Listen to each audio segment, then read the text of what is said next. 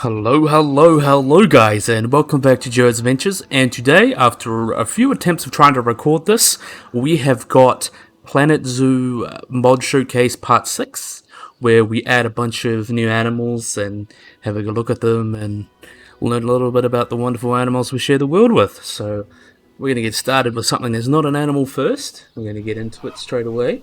You can see here we have got the two-toed sloth. This replaces the decorative small elephant in the classic theme. So we got that nice sloth there. It's a little bit big for a real sloth, but quite epic indeed. So we'll talk about this guy. So, as we all know, two-toed sloths are famously named because they have two fingers, even though it should technically be two-fingered sloth, which is used, but it's not very catchy, so two-toed kind of goes better, even though they technically have three toes. And there are two species. There's the Linnaeus two-toed sloth and the Hoffman's two-toed sloth, which were believed to be pretty much the same, and then were split, of course. And there was about 6 to 7 million years of separation between those two species. But what's really interesting is its relation to other sloths. So it was generally assumed that two-toed sloths and three-toed sloths were related, but it turns out that three-toed sloths are actually more closely related to things like Megalonyx and Megatherium, those kind of sloths. But it also found that the two-toed sloths are actually more closely related to Myelonids, which includes animals like Lestodon, which dig really big burrows. So it's very interesting to see how convergent evolution affects these animals. Even though they're not that closely related, they both evolved the same lifestyle in very similar ways. It's a really, really cool example of how these DNA studies really challenge our preconceived notions and shows how common convergent evolution is. So let's get a little bit closer there. So these guys live in the trees. They basically live all their life in trees. They hang off and have a slow metabolism, so they just spend their lives fermenting. It takes about a month for them to digest their food. They have a gestation of about 6 months, which can depend on the species, and they give birth to a single offspring while they're hanging down, which is pretty cool. And yeah, I really love these guys. I think they're awesome. The coolest thing though is that they eat pretty much anything, leaves, even some small vertebrates, flowers, whatever, and they have algae on their they eat the algae also when there's not much food around on their fur. And they have these large four-chambered stomachs that allow them to digest, kind of like a cow, allows them to digest all this food with their slow metabolism. So they are pretty interesting that way. I think they're quite cool. And yeah, now we're going to move on to our first real animal, you could say. We have got the Nile crocodile here. So these guys live in denial all the time. No. That was just a bad pun. So these live across all of Africa. They're pretty much anywhere there's water. From South Africa to Egypt and Morocco. They can be found all over there. All over Africa. And they are the second largest crocodile after the saltwater crocodile, and also responsible for pretty much the second most deaths. Especially there was a famous individual, Gustave, who's killed over 100 people.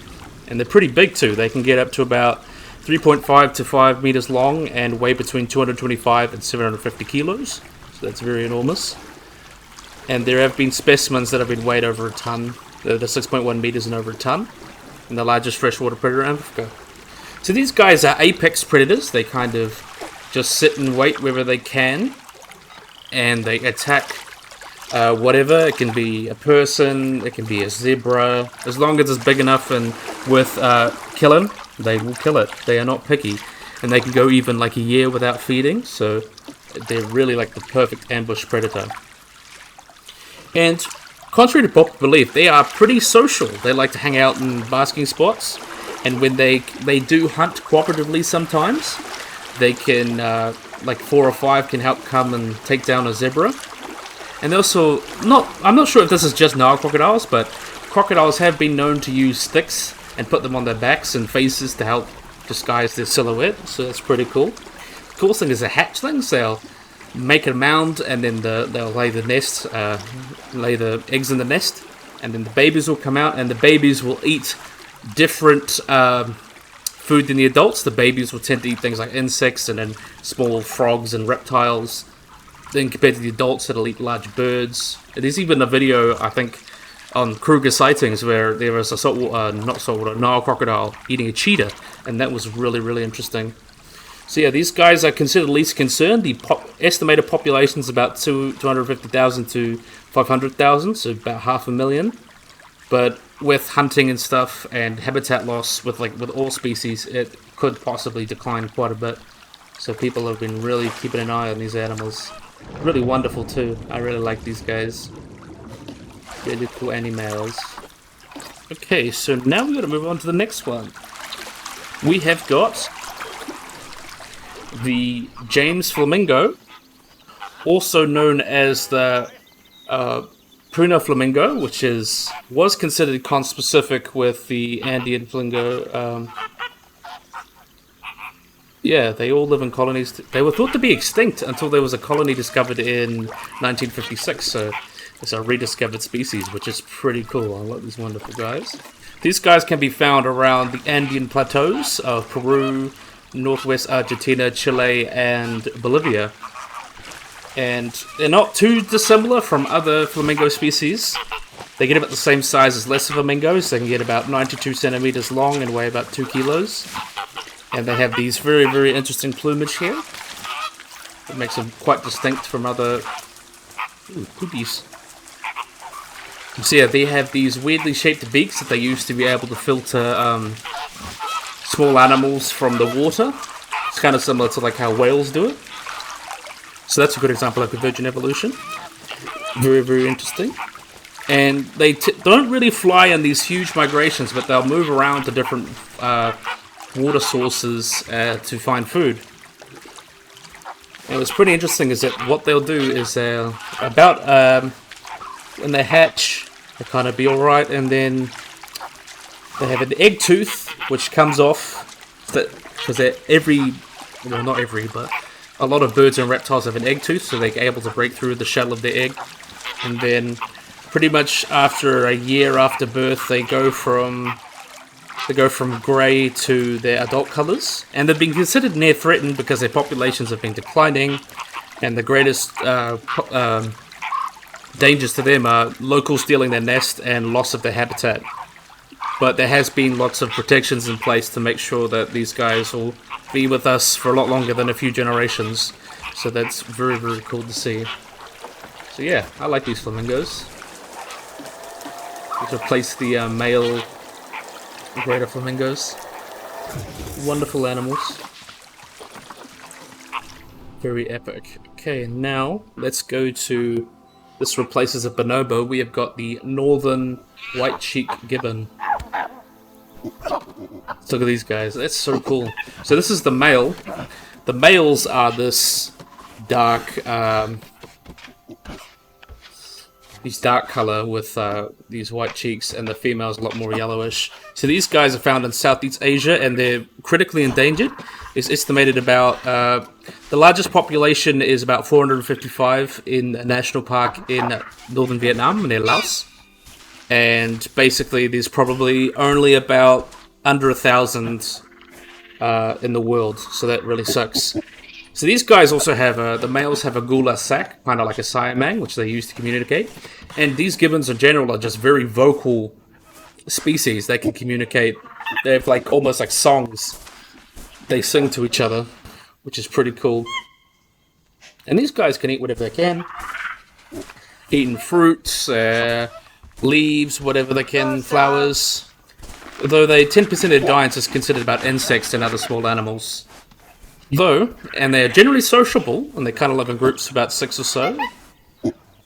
And they do be a bit territorial, and they're diurnal, so that means they only come out during the day. And interestingly, they've been able to recognize themselves in mirrors, so they pass the mirror test. And these guys are monogamous, where they have long-lasting breeding pairs, so they pair together and last pretty much their lives, unless one of them passes away. The ovarian cycle lasts about 22 days, and gestation lasts about 212 days. There's a male and female hanging out there. Wonderful. Let's switch to the female.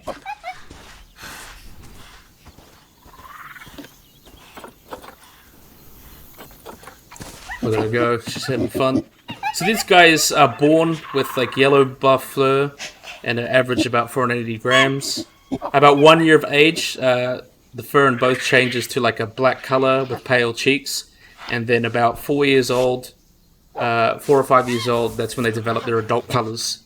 And during this period, the female sings a female form of a call and engages in play, which is pretty cool. And these guys reach sexual maturity about 7 or 8 years old and live in the wild, at least in captivity or in the wild, 28 years. So it's possible they can live longer in captivity. That's pretty cool.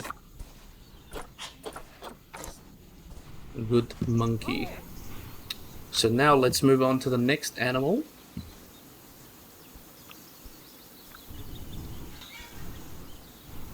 We've got the red-crowned crane, which is epic. This replaces the ostrich. Now these are cool guys. These are also considered endangered. These are really big cranes that can be found around Siberia, Asia, like China, Korea, around there.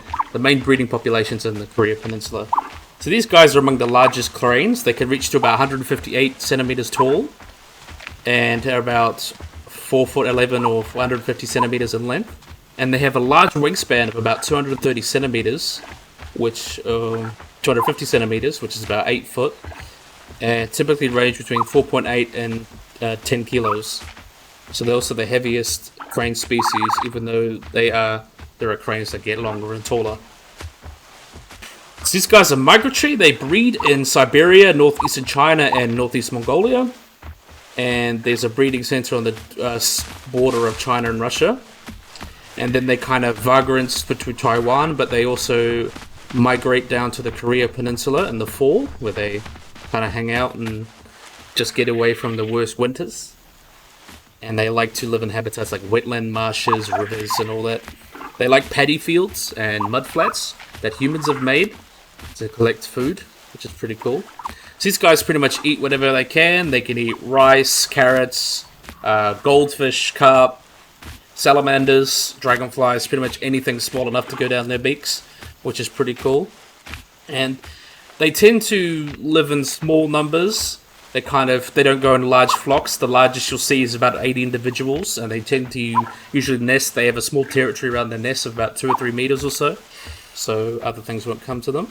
So they reach sexual maturity about 3 or 4 years old and lay their eggs about April to early May. And then when they usually protect, they have like a nesting territory of about 1 to 7 kilometers and often use it the same year after year. And they're usually flat or with flat habitat with tall grass and wetland habitat so they can feed and take care of their babies. So one interesting thing is that they are very selective with what species they're allowed near their nests. Like they will allow species like harriers, falcons, owls around their nest because they can hunt small prey around their nest that could be a threat to their eggs. But when there's bigger things like grey wolves, foxes, raccoons, and domestic dogs and lynxes, they will immediately try to jab and scare them away, which is pretty cool.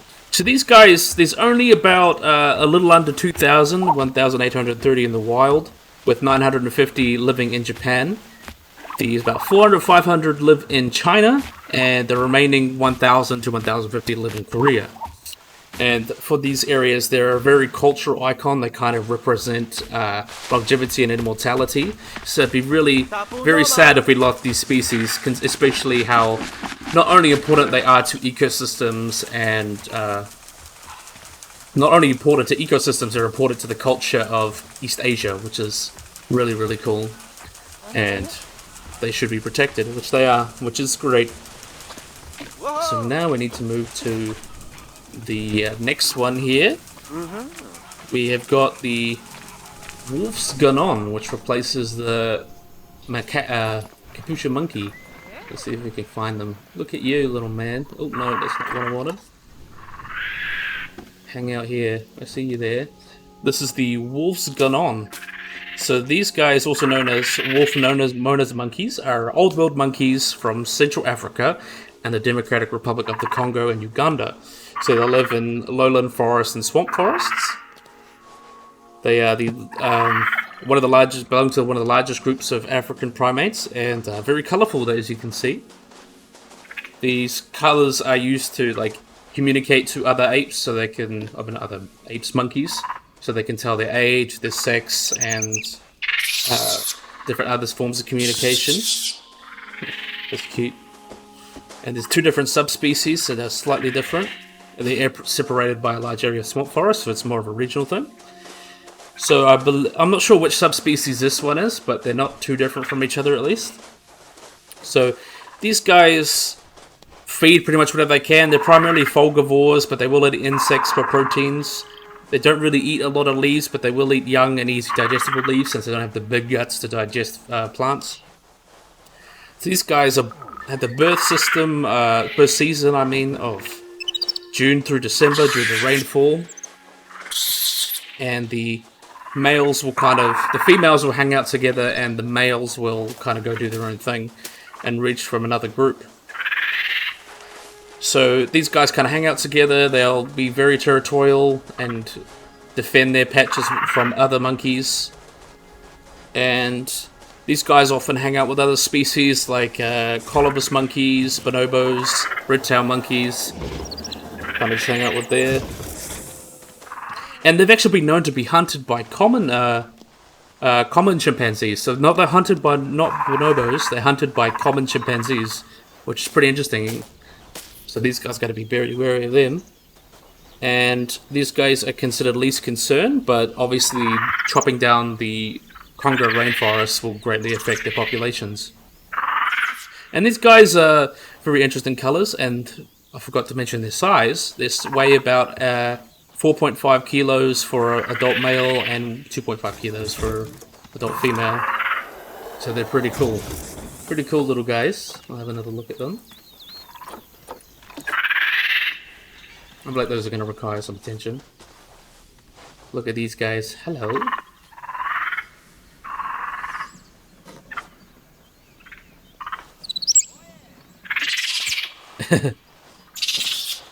We're going at each other. Let's just quickly sort this out.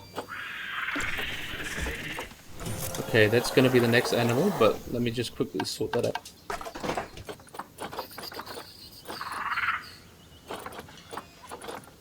That's a little teaser for the future.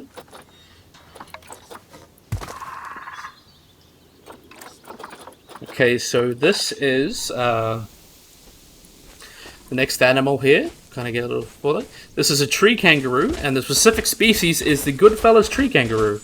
And tree kangaroos are really, really cool. Also known as the ornate tree kangaroo, these are related to, of course, other kangaroos and wallabies. They live in the New Guinea rainforests. And these guys are just so cool. I remember seeing these at the zoo a while ago. They're wonderful animals. So not only do kangaroos hop around on the ground, they also climb trees. And there's lots of different species of tree kangaroos. I believe there's about 10 or 20. These guys are good fellows. So they, instead of being having long legs and long feet like normal kangaroos, these tree kangaroos are obviously better for grasping and holding on to branches. And these guys can get pretty big. They get approximately about 7 kilos or about 15 pounds. And they're kind of clumsy on the ground, but they're very, very good climbers. These guys feed mainly on silkwood tree leaves and pretty much eat what they can. They'll eat fruits, grasses, whatever they can. They have these large stomachs. They have 4-chambered stomachs, I believe. Well, not 4-chambered, but they have really big stomachs, like cows and other ruminant herbivores that allows them to digest their food. So yeah, these are pretty cool guys. They are considered endangered just because the issue with overhunting and human encroachment, because obviously with a lot of rainforest and habitats around the world, it's a big issue for pretty much all animals, human encroachment. But now these guys are really wonderful. Quite like these guys. Let's see if we can get one walking about or climbing. Yeah, perfect. Look at you go, little homie.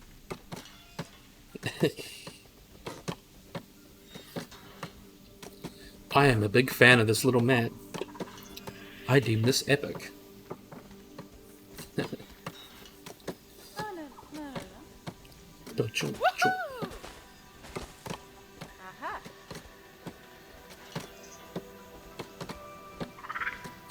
Happy little guy. So now let's move on to the next animal. So this relates to the grey seal. We have got the ribbon seal. Look at these cool guys. I like these seals. So ribbon seals live in the Antarctic, specifically the North Pacific Ocean and the Bering Sea. So they're kind of called ring seals because they have these two like white rings on them. They have like these ones and here.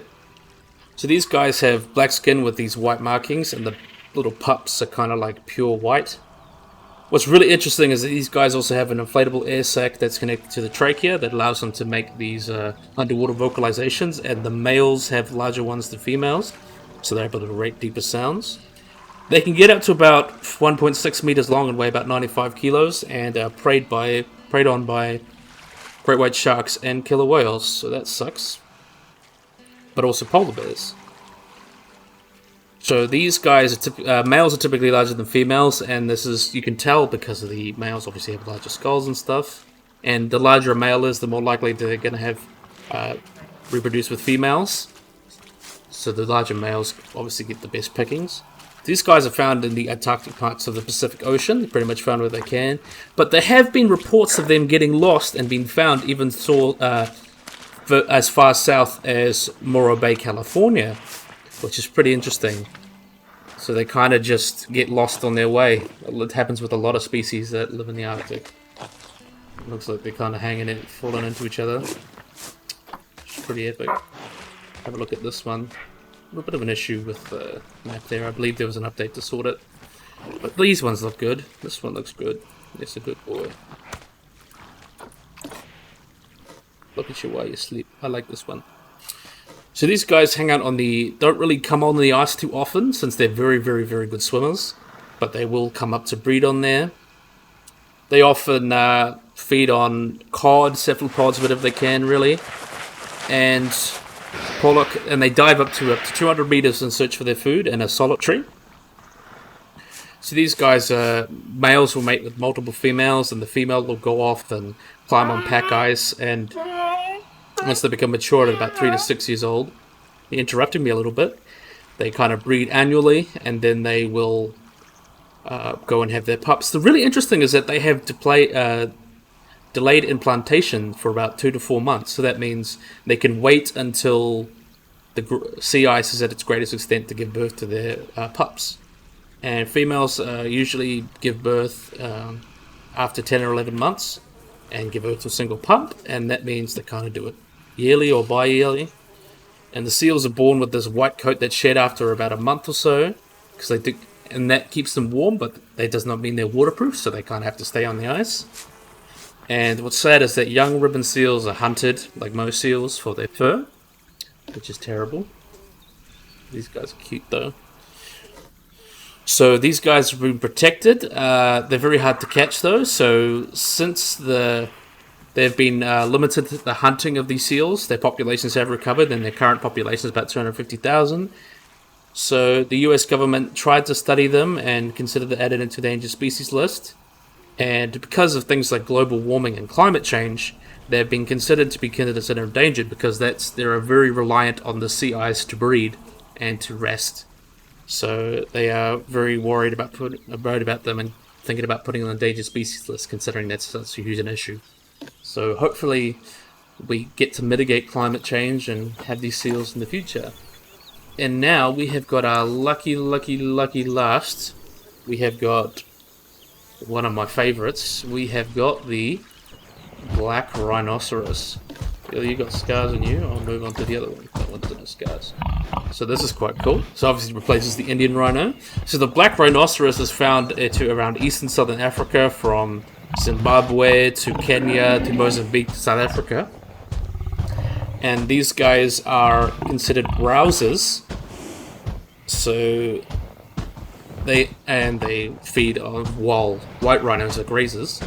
And these guys can get to about 140 to 180 centimeters tall at the shoulder and 3 to 3.75 meters in length.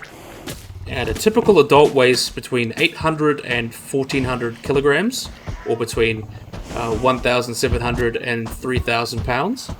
Though there have been large males that are unusually large that have been got up to about 2,896 kilos, or about 6,385 pounds.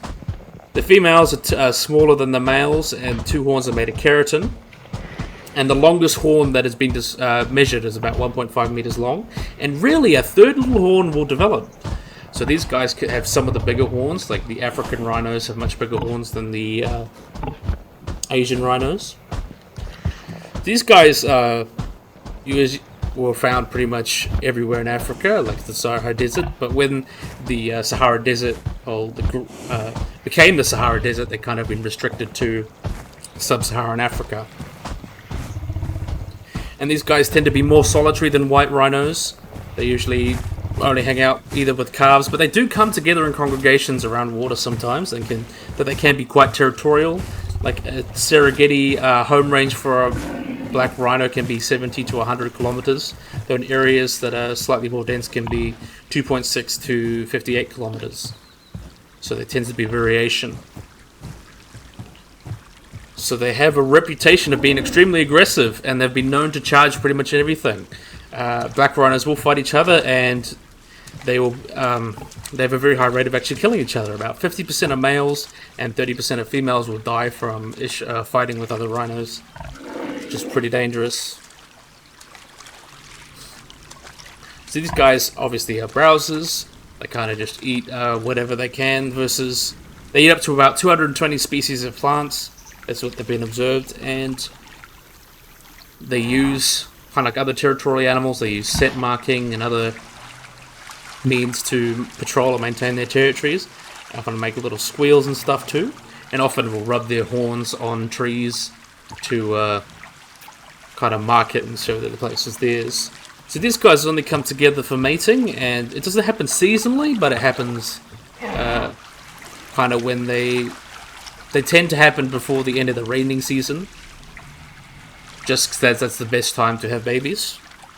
So when the females will mark dung piles, just to let them know, hey, I'm in heat, come find me, and they will have a sort of snorting and hang out, and then breeding pairs will stay together for about 2 or 3 days, and sometimes even weeks, with our mates several times, and then it kind of goes on their way. So gestation for black rhinos is about 15 months, and a baby's born between 35 and 50 kilos, and follow their mother around in just a couple of days. So they wean at about 2 years old, and the mother and calf stay together about 2 or 3 years, where female calves may stay longer and form small groups, but males are kind of just kicked off. Males are occasionally taken by hyenas and lions, but they're not very often predated because mum's there. And 5 to 7 years old for females and 7 to 8 for males. Oh, sorry, sneeze. And life expectancy with natural conditions, if poaching is not an issue, can be 35 to 50 years. So, along with other rhinos, their populations have been heavily decimated by poaching, which has been hunted for rhino horn, for traditional, obviously not viable or working medicines, kind of just killed for cultural reasons. So the population were estimated to be about 70,000 in the 1960s, and only about 15 to 15,000 in 1981. The lowest population was about 2004, where only 2,500 black rhinos remained, and now their populations have got up to about 5,500, and they're either increasing or kind of plateauing, since there have been very intensive conservation efforts and protecting them, which is great. So, yeah, I think this really shows off all the wonderful animals in this pack. I really like these guys. Look at this one just chilling. So yeah, I really like these animals, but you guys can't wait for part 7. So you get 2 Planet Zoo mod showcases in 1 week. It's pretty awesome. So yeah, I'm going to zoom out here and exit out. So yeah, I really hope you guys enjoyed this video and these mods. I'll obviously put them in the description for you guys to go and click on. So yeah, hopefully you guys enjoy this video. If you guys like and subscribe, always remember to click that little bell icon so you get notified when I upload anything. So hope you guys enjoyed this video. If you guys like and subscribe, and bye bye.